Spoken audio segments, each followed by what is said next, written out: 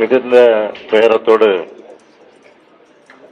மிகவும் கனத்த இதயத்தோடு உங்கள் முன்னாலே நான் நின்று கொண்டிருக்கிறேன். கரூர்ல நடந்திருக்கக்கூடிய இந்த கொடூரமான செயலை பற்றி, விபத்தை பற்றி விவரிக்க முடியாது. அந்த அளவுக்கு ஒரு சோக சூழ்நிலை ஏற்பட்டிருக்கு. அதை பத்தி விவரமா சொல்லக்கூடிய மனசு கூட என்னுடைய மனசுல இடம் கொடுக்கல. அந்த அளவுக்கு நானும் வேதனையில் இருக்கிறேன். நேற்று இரவு ஒரு 7:45 மணி அளவுக்கு சென்னையில அதிகாரிகளோடு கலந்து பேசிக் கொண்டிருந்த போது கரூர்ல இப்படி ஒரு சம்பவம் ஏற்பட்டிருக்கு. கூட்ட நெரிசல்ல மூச்சுத்திணறல் ஏற்பட்டு பல பேர் மூச்சுத்திணறலுக்கு ஆளாகி மருத்துவமனைக்கு அழைச்சிட்டு போறாங்க அப்படின்னு ஒரு செய்தி எனக்கு கிடைச்சது. செய்தி கிடைச்ச உடனே இந்த கரூர் தொகுதியினுடைய சட்டமன்ற உறுப்பினர் முன்னாள் அமைச்சர் செந்தில் பாலாஜியோடு நான் தொடர்பு கொண்டு இந்த மாதிரி செய்தி கேள்விப்பட்டன, உண்மையா, உடனடியாக நீங்க மருத்துவமனைக்கு போங்க, போய் என்னன்னு பாருங்கன்னு சொன்னேன்.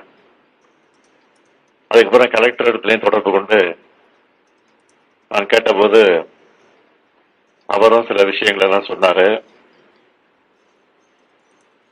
அடுத்த 5 நிமிடங்கள்ல மருத்துவமனைக்கு எடுத்து சொல்லக்கூடிய முதல்ல 4-5 பேர் அழைத்துக்கிட்டு போயிருக்காங்கன்னு செய்தி வந்துச்சு.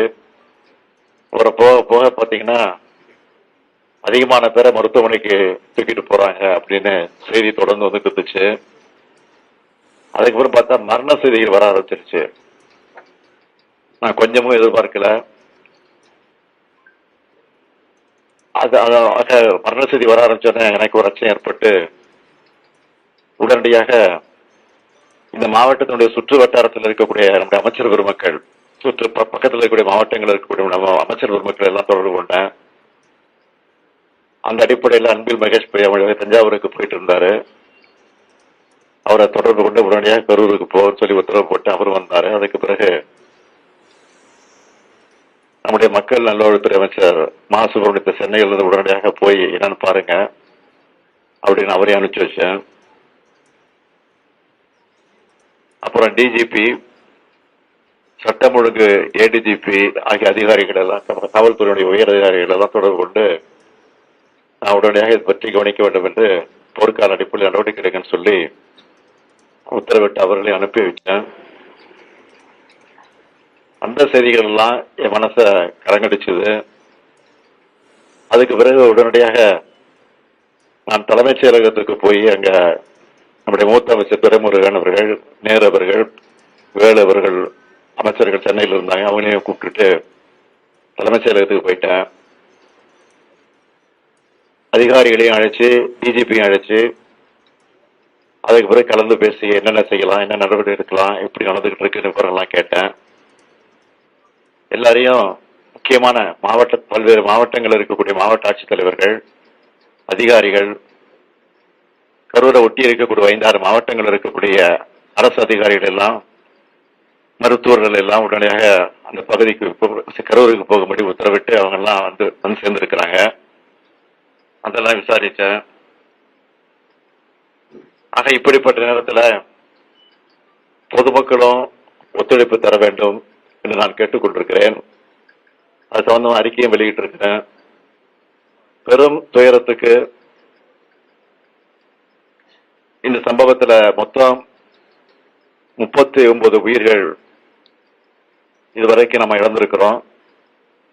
இதுல ஆண்கள் 13 பேர், பெண்கள் 17 பேர், ஆண் குழந்தைகள் 4 பேர், பெண் குழந்தைகள் 5 பேர். ஒரு அரசியல் கட்சி நடத்தின கூட்டத்தில் இத்தனை பேரை இழந்த துயரமான சம்பவம் என்பது இதுவரை நடக்காதது, இனிமேல் நடக்கக்கூடாதது. மேலும் 51 பேர் தீவிர சிகிச்சை பிரிவில் அனுமதிக்கப்பட்டு சிகிச்சை பெற்றுக் கொண்டிருக்கிறாங்க. அதுல 26 பேர் ஆண்கள், 25 பேர் பெண்கள். இவங்க எல்லாரும் விரைவில் குணமடைந்து நலமடைந்து விரைவில் வர வேண்டும் என்று நான் நம்புகிறேன். வருவார்கள் என்று நிச்சயமாக நான் நம்புகிறேன். இறந்து போன அந்த உயிர்களுக்கெல்லாம் கனத்த இதயத்தோடு நான் அஞ்சலி செலுத்துகிறேன். அவங்க குடும்பத்துக்கு என்ன ஆறுதல் சொல்லி தேற்றுவது என்று தெரியாமல் திக்கு முக்காடி கொண்டிருக்கிறேன். இந்த துயரமான சம்பவத்தில் மரணமடைந்திருக்கக்கூடிய அந்த குடும்பத்திற்கு ஒவ்வொருவருக்கும் தலா 10 லட்சம் ரூபாய் வழங்கப்படும். அது முதலமைச்சர் பொது நிவாரணத்திலிருந்து வழங்கப்படும் என்று ஏற்கனவே அறிவித்திருக்கிறேன்.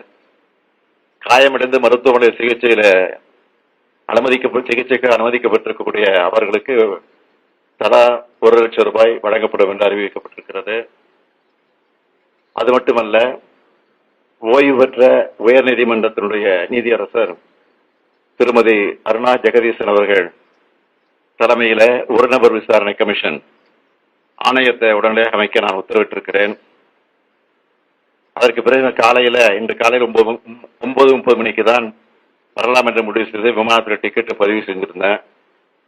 ஆனால் இந்த கொடூரமான காட்சிகள் எல்லாம் தொலைக்காட்சியில பார்த்தபோது எனக்கு மனசு கேட்கல, வீட்டில் இருக்கவே என்னால் முடியல. அதனாலதான் முன்கூட்டியே போக வேண்டும் என்று நான் திட்டமிட்டு 1 மணி அளவில் விமானத்தை பிடித்து இங்க வந்து சேர்ந்திருக்கிறேன். ஆகவே மீண்டும்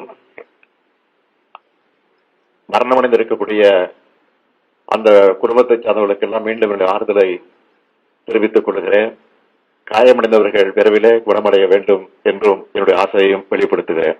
நன்றி, வணக்கம்.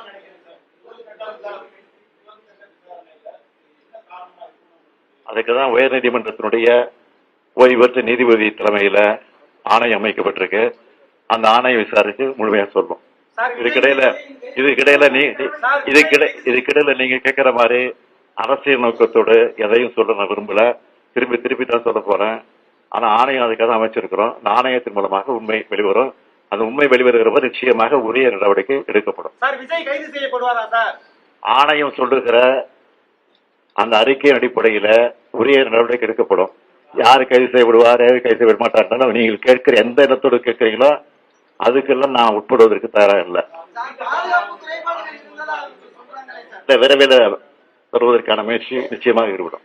பாதுகாப்பு குறைபாடு இருந்ததா சொல்றாங்களா?